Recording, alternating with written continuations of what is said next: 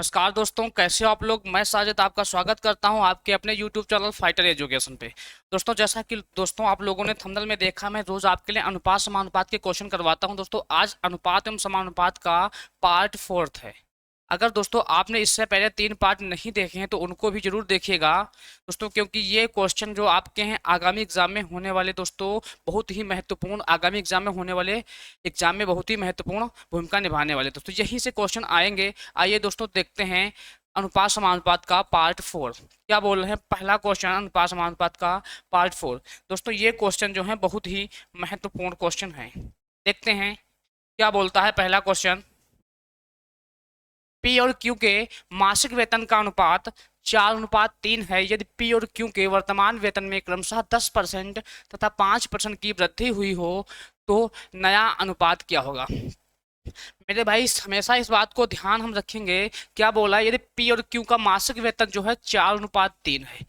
P और Q का जो मासिक वेतन है 4:3 है। कितना है मेरे भाई, 4:3 है। यदि हम इसमें दो दो जीरो बढ़ा लें तो कोई दिक्कत है। अनुपात तो हमारा 4:3 ही रहेगा। ये कितना रहेगा मेरे भाई, यह अनुपात 4:3 ही तो रहने वाला है। कितना रहने वाला है, 4:3 रहने वाला है। फिर बोल रहा है यदि इन पी और क्यू के वर्तमान वेतन में 10% व 5% की वृद्धि हुई हो तो यदि इसमें 10% की वृद्धि कर दें और इसमें 5% की वृद्धि कर दें, क्या कर दें, इसमें 10% की वृद्धि कर दें पी में और क्यू में 5% की वृद्धि कर दें। मेरे भाई यदि परसेंटेज का साइन हटता है तो नीचे कितना लगता है, 100 लगता है। तो मेरे भाई कितना, जीरो से जीरो कैंसिल हो जाएंगे। ये निकल कर आएगा पी का जो वर्तमान वेतन बढ़कर हुआ है 40 और क्यू का जो वेतन बढ़ा है 3×5=15 बढ़ा हुआ है। मेरे भाई कितना वेतन हो जाएगा अब, पहले वेतन था कितना 400, 400 में 40 यदि बढ़ गया पी का तो कितना हो जाएगा 440 अनुपात क्यों का कितना हुआ 15 बढ़ा था पहले कितना 300, तो अब वेतन कितना हुआ 315 हुआ। इसी का तो हमें अनुपात बताना है। इसको हम 5 से डिवाइड कर लेंगे। 5×8 = 40, 5×8 = 40, 5×30, 5×3 = 63। मेरे भाई यह अनुपात अब किसी भी संख्या से नहीं कटेगा। तो आंसर क्या होगा मेरा 88:63। क्या होगा 88:63। नेक्स्ट क्वेश्चन, राधा और सुधा के वेतन का अनुपात 6:7 है। यदि दोनों यदि दोनों में प्रत्येक का वेतन या दोनों में प्रत्येक का वेतन 3,000 रुपये बढ़ जाता है तो अनुपात 8:9 हो जाता है। सुधा का वेतन ज्ञात करना है। क्या ज्ञात करना है, सुधा का वेतन ज्ञात करना है। तो पहले हम सबसे पहले क्या देखेंगे कि राधा और सुधा का जो वेतन का रेशियो दिया हुआ है 6:7 रेशियो दिया हुआ है। तो 6×7 13 रेशियो के बराबर जो दोनों का वेतन है मेरे भाई, क्या बोल रहा है कि 6:7 रेशियो दिया हुआ है। कि यह दिया राधा और सुधा के वेतन का जो रेशियो दिया हुआ है 6:7 रेशियो दिया हुआ है। तो इस रेशियो का मान निकालने के लिए हमने क्या किया, इसको 6x और 7x मान लिया। फिर बोला है कि प्रत्येक के वेतन में 3,000 रुपये बढ़ जाते हैं। तो 6x + 3,000 बटे 7x + 3,000, तो जो अनुपात बन के हो जाता है यार है कितना हो जाता है मेरे भाई 8:9 हो जाता है। कितना हो जाता है 8:9 हो जाता है। अब इनकी हम क्या करेंगे, क्रॉस मल्टीपल करेंगे, इनकी तिर्यक गुणा करेंगे। क्या करेंगे मेरे भाई, तिर्यक गुणा। तो क्या होगा 6×9 = 54x प्लस 9×3 = 27,000 बराबर 8×7 = 56x प्लस 8×3 = 24। ये कितना होगा मेरे भाई, ये 24,000 होगा। कितना होगा 24,000 होगा। अब देखते हैं कि 56x और 54x, ये 56x से 54x जाएगा मेरे भाई तो कितना रहने वाला है 2x निकल कर आएगी वैल्यू। और 27,000 से यदि 24,000 जाएगा तो वैल्यू जो निकल कर आएगी 3,000 निकल कर आएगी। अब क्या हमने देखा 2 × 1 = 2, 2 × 1 = 2, 2 × 5 = 10, तो मेरे भाई जो x की वैल्यू निकल कर आई है, x बराबर 1500 निकल कर आया है। हमसे पूछा क्या जा रहा है कि सुधा का वेतन कितना होगा। तो मेरे भाई देखते हैं कि सुधा के रेशियो कितने हैं। तो सुधा के जो रेशियो हैं 7x हैं। कितने हैं मेरे भाई? 7x हैं। और x की वैल्यू जो है 1500 निकल कर आई है। तो 7 गुणे 1500, 15 7 105। अब पीछे के 2 जीरो थे उनको भी हम ऐसे ही लगा देंगे। तो आंसर कितना होगा मेरे भाई? 10,500 है। बिल्कुल करेक्ट जवाब है जो कि ऑप्शन नंबर डी में दिख रहा है। ये किसका वेतन है? ये सुधा का वेतन है। कितना वेतन है? 10,500। ये किसका वेतन है? ये सुधा का वेतन है। नेक्स्ट क्वेश्चन, ए और बी के वेतन का योग 25,000 रुपये है। वे अपने वेतन का 75% खर्च करते हैं। क्या करते हैं? 75% खर्च करते हैं। उसकी बचत का अनुपात 14:11 है। तो उसके वेतन का पता लगाइए। मतलब उन दोनों के वेतनों का हमें पता लगाना। कितना खर्च करते हैं? यदि 75% खर्च करते हैं तो मेरे भाई 25% बचाते हैं। कितना बचाते हैं? 25। ए और बी,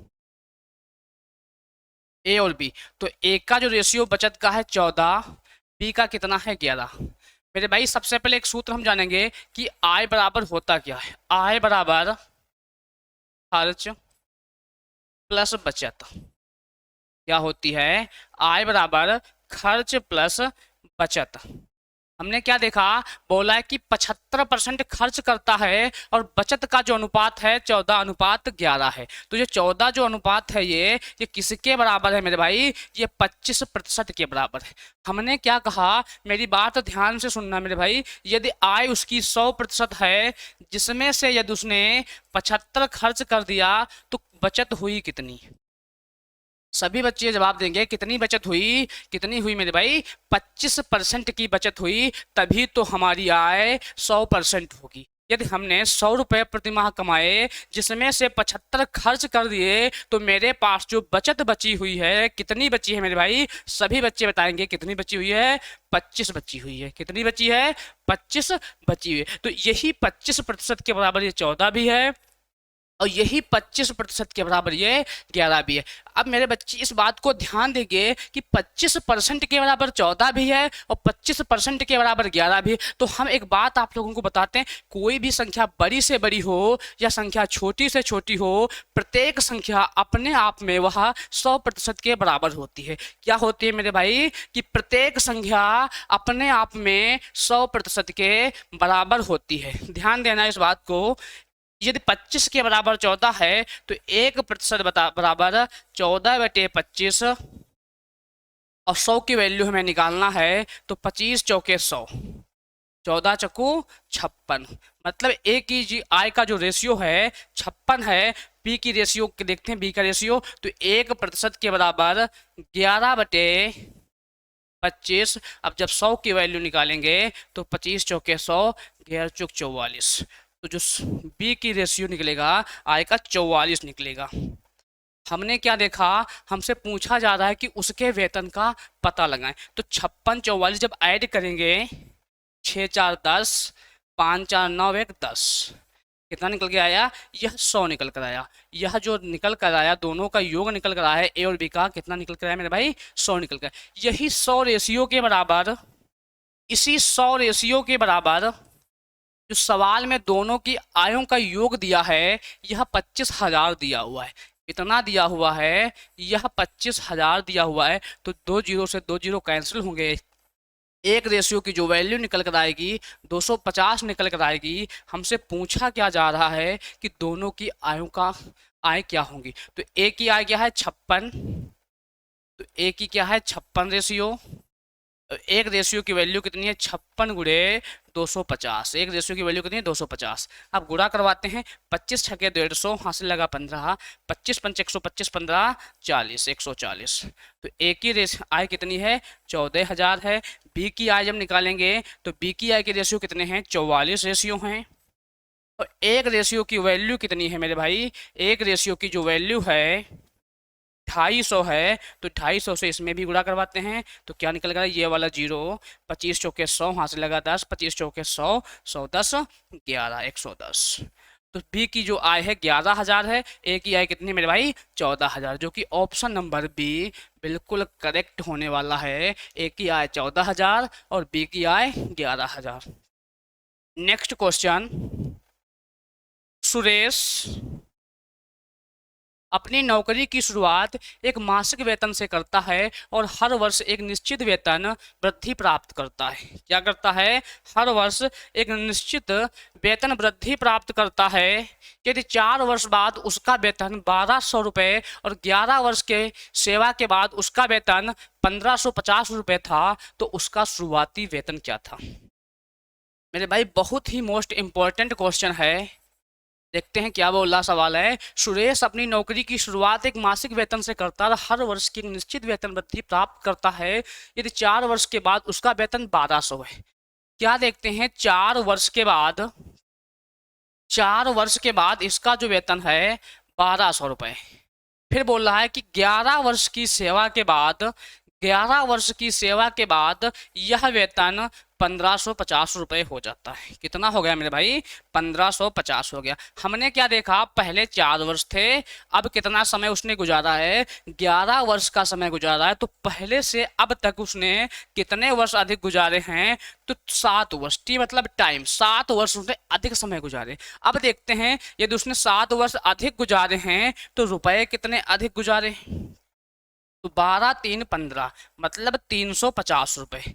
हमने क्या देखा? यदि 7 वर्ष में 350 रुपये अधिक कमाए उसने हैं तो 1 वर्ष में कितने अधिक रुपए कमाएगा? तो 7 एक कम 7, 7 5 35। वह 1 वर्ष में 50 रुपये अधिक कमाएगा। कितने कमाएगा मेरे भाई? 50 रुपये अधिक कमाएगा। हमसे पूछ क्या रहा है कि उसका शुरुआती वेतन क्या था? तो हमने देखा कि 4 वर्ष में यदि उसका 1,200 रुपये था तो इसमें 4 वर्ष का मतलब 4 वर्ष में उसका वृद्धि शामिल है। तो 1 वर्ष में 50 कमाए तो 4 वर्ष में कितने कमाए मेरे भाई? तो 4 पंचे 20, 200 कमाए। पहले का वेतन 1,200 था 4 वर्ष के बाद, तो 1,200 से यदि हम 200 घटा लेंगे तो उसका प्रारंभिक वेतन जो निकल कर आएगा, कितना निकल कर आएगा? 1,000 निकल कर आएगा, जो कि ऑप्शन नंबर ए बिल्कुल सही होने वाला है। क्या होगा? ऑप्शन नंबर ए बिल्कुल सही होने वाला है। नेक्स्ट क्वेश्चन, 24 सेबों को ऐसे 2 भागों में बांटा गया कि पहले का 7 गुना या दूसरे के 5 गुने में जोड़ा जाए तो योग 146 है। पहला भाग क्या है? क्या बोल रहा है मेरे भाई कि 24 सेबों को ऐसे 2 भागों में बांटा गया कि पहले का 7 गुना दूसरे के 5 गुने में जोड़ा जाए तो योग 146 हो जाता है। पहले भाग का पता लगाएं। हमने क्या देखा? टोटल सेब कितने हैं? 24। यदि हमने पहला भाग व दूसरा भाग, यदि हमने पहले भाग को x माना तो दूसरे भाग को मेरे भाई कितना मानेंगे हम? 24 माइनस x मानेंगे। कितना मानेंगे? 24 माइनस x मानेंगे। अब सवाल क्या बोल रहा है? सवाल बोल रहा है कि पहले भाग का 7 गुना तो 7x, दूसरे भाग का 5 गुना तो 5 गुना, 24 पंचे 120 माइनस 5x। यदि पहले भाग में का 7 गुना दूसरे भाग का 5 गुना जोड़ा जाता है तो कितना प्राप्त होता है? सवाल में बोला है 146 प्राप्त होता है। मेरे वीर बहादुरों, कितना प्राप्त होता है? 146 प्राप्त होता है। हमने क्या देखा? क्या होता है? 7x प्लस 120 माइनस 5x बराबर में 146, बराबर में 146। 7x से 5x जब कैंसिल होगा तो 2x निकल कर आएगा। 146 प्लस का 120 जब उधर जाएगा तो माइनस का 120 होगा। 146 से यदि 120 जाएंगे तो कितना बचेगा? कितना बचेगा? 26 बचेगा। तो 2x की वैल्यू जो निकल कर आई है, 2x की जो वैल्यू निकल कर आई है 26 निकल कर आई है। तो 2 1 कम 2, 2 1 कम 2, 2 3 6। तो x की जो वैल्यू निकली है मेरे भाई कितनी निकली है? 13 निकली है। तो पहला भाग हमने क्या माना था? x। तो पहले भाग की बात करेगा तो 13, ये तो दूसरे भाग की बात करेगा तो 24 से हम 13 घटाएंगे तो कितना आएगा? 11। तो आंसर क्या होगा? पहला भाग। पहला भाग क्या होगा? 13 आंसर होगा। कितना होगा मेरे वीर बहादुरों? 13 आंसर बिल्कुल सही होगा। नेक्स्ट क्वेश्चन, एक पार्टी में उपस्थित पुरुषों और महिलाओं का अनुपात 4:7 है। पार्टी में कुल कितने लोग उपस्थित हैं? बोला है पार्टी में उपस्थित पुरुषों और महिलाओं का अनुपात 4:7 है। कौन कौन उपस्थित है? पुरुष और महिलाएं, मेल एंड फीमेल पार्टी में उपस्थित हैं, जिनका अनुपात 4:7 है। कितना है मेरे भाई? यह अनुपात 4:7 है। और पूछ रहा है हमसे कि पार्टी में कुल कितने लोग उपस्थित हैं। क्या पूछ रहा है मेरे वीर बहादुरों? पूछ रहा है कि पार्टी में कितने लोग उपस्थित हैं। तो किसी की वैल्यू नहीं है दी हुई, तुम क्या करेंगे, इन दोनों के रेशियो को हम ऐड करते हैं, कितना हुआ? 7 4 11। अब क्या देखते हैं, इस 11 से जो ऑप्शन डिविजिबल होगा, पूरी तरह से विभाजित होगा, जो ऑप्शन पूरी तरह से विभाजित होगा वही इसका आंसर। तो क्या 64 11 से डिविजिबल है? नहीं है। 70 है? नहीं है। 66 जो है 11 से पूरे 6 बार में कैंसिल हो जाएगा, 78 भी नहीं होगा। तो आंसर मेरा क्या होगा? 66 होगा। उस पार्टी में उपस्थित लोगों की संख्या कितनी है? 66 है, जो कि ऑप्शन नंबर सी में बिल्कुल सही दिया हुआ है।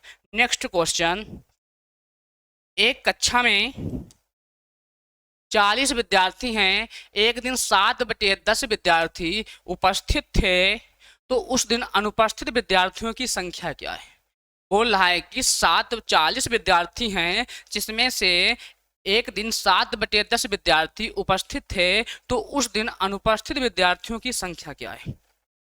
तो क्या देखते हैं, 40 विद्यार्थी थे, जिसमें से 7/10, कितना? 7/10 उपस्थित हैं, तो 0 से 0 कैंसिल होगा, 7 चौके 28। कितना हुआ मेरे वीर बहादुरों? 28। यह कौन सी संख्या है? यह उपस्थित होने वालों की संख्या है। कौन सी संख्या है? यह उपस्थित होने वालों की संख्या है। कितनी आई है? 28। टोटल लोग कितने हैं? 40 लोग हैं। तो 40 से यदि हम उपस्थित होने वाले लोगों की संख्या 28 को माइनस करेंगे, तो जो 12 निकल कर आएगा, 40 से 28 जाएगा तो 12। तो 12 क्या होगा? यह अनुपस्थित लोगों की संख्या है। कितनी है अनुपस्थित लोगों की संख्या? 12, जो कि ऑप्शन नंबर डी में गिवन है। क्या होगा आंसर मेरे भाई? 12 होगा। यही अनुपस्थित लोगों की संख्या है। नेक्स्ट क्वेश्चन, संख्या युग्मों 6 15 और 20 43 के प्रत्येक अंक में क्या जोड़ा जाए? प्रत्येक अंक में क्या जोड़ा जाए कि प्रत्येक का अनुपात समान हो जाए? क्या बोला है कि युग्म दिए हैं दो, एक 6 15 और 20 43 का युग्म दिया हुआ है, उसमें क्या जोड़ा जाए कि संख्या का अनुपात है जो समान हो जाए, समानुपात हो जाए, मतलब बराबर हो जाए। तो हमने क्या देखा? 6:15। तो हम आपसे बता चुके हैं कि ए अनुपात बी समानुपात सी अनुपात डी, ए अनुपात बी समानुपात सी अनुपात डी। ये क्या होता है प्यारे बच्चे कि पास पास की गुणा और दूर दूर की गुणा, मतलब मध्य पदों का गुणनफल बराबर बाह्य पदों का गुणनफल। हम ये भी लिख सकते हैं, इसको हैं क्या लिख सकते हैं कि ए बटा बी बराबर सी बटा डी। इसको क्या लिख सकते हैं? ए बटा बी बराबर सी बटा डी। ये बात समझ में आई? क्या लिख सकते हैं? ए बटा बी बराबर सी बटा डी। सभी बच्चे इस बात को नोट करते रहेंगे। क्या लिख सकते हैं? ए बटा बी बराबर सी बटा डी। तो यही तो बोला है कि 6 15 जो युग्म दिया हुआ है, इसको हम ऐसे भी लिख सकते हैं 6:15 समानुपात 20:43। ये यही युग्म दिया हुआ है। तो इस युग्म को हम क्या लिख सकते हैं? 6/15 बराबर 20/43। क्या लिख सकते हैं? 6/15 बराबर 20/43 लिख सकते हैं। हमसे बोला है इस संख्या में क्या जोड़ा जाए, तो प्रत्येक संख्या में हम यक्स जोड़ देंगे। क्या जोड़ देंगे मेरे वीर बहादुरों? इसमें यक्स जोड़ देंगे। फिर क्या कर देंगे? इनकी हम क्रॉस मल्टीपल कर देंगे। क्या कर देंगे? इनकी हम क्रॉस मल्टीपल कर देंगे। तो क्या होगा? पहले इनकी यदि क्रॉस मल्टीपल करेंगे तो पहले हम किससे करेंगे? 6 से करते हैं। तो क्या होगा? 6 3 18, 6 3 18, 6 चौक 24 1 25, कितना है? 258 प्लस 6 एकन 6 यक्स। अब जब यक्स से करेंगे तो यक्स 43 एकन 43 यक्स प्लस एक्स की जब गुणा होगी तो एक्स स्क्वायर होगा। कितना होगा मेरे भाई? एक्स स्क्वायर बराबर इनकी जब गुणा होगा 15 दूनी 30 मतलब 300 प्लस 15x, फिर जब यक्स से गुणा करेंगे तो 20x प्लस एक्स स्क्वायर। हमने क्या देखा? बराबर के इधर एक्स स्क्वायर और बराबर के उधर का एक्स स्क्वायर कैंसिल होगा। जब एक तरफ ही आएंगे तो इनके चिन्ह क्या हो जाएंगे? Negative and positive. तो जब प्लस माइनस होंगे तो एक दूसरे से क्या हो जाएंगे? कैंसिल हो जाएंगे। अब हमने क्या देखा? 43×6 49x, 43×6 49x प्लस 258 बराबर 20×15 35x प्लस 300। क्या देखा? अब देखते हैं कि यदि 49x से यदि 15x सॉरी 49x से यदि 35x जाएगा तो 14x की वैल्यू निकल कर आएगी बराबर 300 से 258 जाएगा तो कितना निकल कर आएगा मेरे भाई? 42। तो 14 एकम 14, 14 तियां 42। तो x की जो वैल्यू निकल कर आई है कितनी निकल कर आई मेरे वीर बहादुरों? 3 निकल कर आई है, जो कि ऑप्शन नंबर ए बिल्कुल राइट होने वाला है। कौन सा होगा? ऑप्शन नंबर ए आंसर बिल्कुल करेक्ट होगा 3। Next question, question number 9। एक मिश्रण में मिट्टी और बजरी का अनुपात 11:8 है, जबकि बजरी और सीमेंट का अनुपात 6:7 है। मिश्रण में मिट्टी और सीमेंट का अनुपात ज्ञात करें। क्या बोल रहा है कि मिश्रण में मिट्टी अनुपात बजरी कितना दिया हुआ है? 11:8 दिया हुआ। फिर बोल रहा है कि बजरी और सीमेंट का जो अनुपात दिया हुआ है 6:7 दिया हुआ है। मेरे सभी वीर बहादुर बताएंगे कि इसका आंसर क्या होगा, क्योंकि हमने पड़ोसी कॉन्सेप्ट अनुपात निकालने का बहुत अच्छा तरीका बताया है, सबसे छोटा तरीका बताया हुआ है। तो क्या हमने बताया था कि क्या लिखा हुआ है? मिट्टी अनुपात बजरी का अनुपात दिया हुआ है 11:8 दिया हुआ है। कितना दिया हुआ है मेरे वीर बहादुरों? 11:8 दिया हुआ है। फिर दिया बजरी अनुपात सीमेंट। तो हमने कहा था कि वैल्यू जो होती है बजरी के नीचे बजरी मतलब बजरी अनुपात सीमेंट जो होगा क्या होगा? 6:7। तो बजरी का अनुपात बजरी के हम नीचे रखेंगे। किसके नीचे रखेंगे? बजरी के नीचे रखेंगे। अब हमने क्या देखा? जो जिसके पड़ोस में जगह खाली पड़ी है वह वही व्यक्ति उसे पूरा कर देगा। इसे कहते हैं पड़ोसी कॉन्सेप्ट। तो यहाँ भी जगह खाली पड़ी उसको 6 पूरा कर देगा, यहाँ भी जगह खाली पड़ी है तो इसको 8 पूरा कर देगा। तो यहाँ से जो अनुपात निकलेगा मिट्टी अनुपात बजरी अनुपात सीमेंट। ठीक है, तो क्या होगा? 11×6 अनुपात 8×48 अनुपात 7×8 56। कितना निकला? 7×8 56। यह संख्या किसी से डिवाइड हो रही? जी हाँ बिल्कुल डिवाइड हो रही। हमसे पूछा क्या गया है? मिट्टी और सीमेंट। तो मिट्टी का अनुपात कितना है? मिट्टी अनुपात सीमेंट। तो मिट्टी का दिया हुआ है 66, सीमेंट का अनुपात दिया हुआ है 56। इसको हम क्या करते हैं? कैंसिल करते हैं। इससे कट जाएगा ये 2×3 6, 2×3 6, 2×2 4, बचा कितना है? 2×8 16। तो जो इसका अनुपात निकल कर आएगा मेरे वीर बहादुरों 33:28 निकल कर आएगा, जो कि ऑप्शन नंबर बी में दिया हुआ है। कितना होगा? 33:28। Next question, question number 10। क्या बोल रहा है? ए बी सी का योग 3800 है, यदि ए बी 1/3 के यदि ए जो है बी 1/3 के बराबर है तथा बी सी का 5वां भाग हो तो सी का मान क्या होगा? सवाल में दिया हुआ है कि ए प्लस बी प्लस सी का जो योग दिया हुआ है यह 3800 दिया हुआ है। कितना दिया हुआ है? 3800 दिया हुआ है। और बोला यदि ए जो है बी के 1/3 और बी जो है सी के 1/5 के बराबर है। यदि ऐसी कोई कंडीशन बनती है जहां पर तिहाई या 5वां भाग हो तो इन संख्याओं का हम ले लेते हैं एलसीएम। 3 बचे 15। अब हम संख्याओं को मानते हैं ए बी और सी। अब हमने माना कि सी की वैल्यू यदि 15 है तो क्या होगा? सी जो है बी जो है सी का 5वां भाग है, तो 15 का 5वां भाग मतलब 1/5 है। 5×3 15।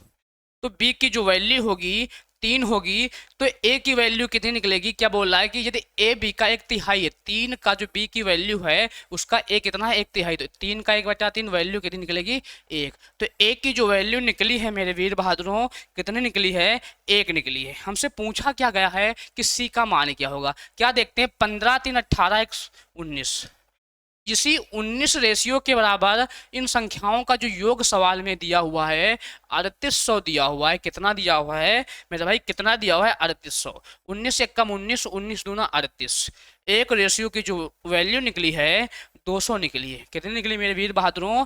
200 निकली है। पूछा क्या गया है? सी का मान क्या होगा? तो सी का रेशियो कितना है मेरे भाई? 15 है। सी का रेशियो कितना है? 15 रेशियो। अब एक रेशियो की जो वैल्यू निकली है कितनी निकली है? 200 निकली है। तो 15 गुणे 200 करेंगे तो 15 दूनी 30, और पीछे से लगाएंगे वो 2 जीरो। आंसर कितना होगा मेरे वीर बहादुरों? 3000 होगा, जो कि ऑप्शन नंबर डी में गिवन है।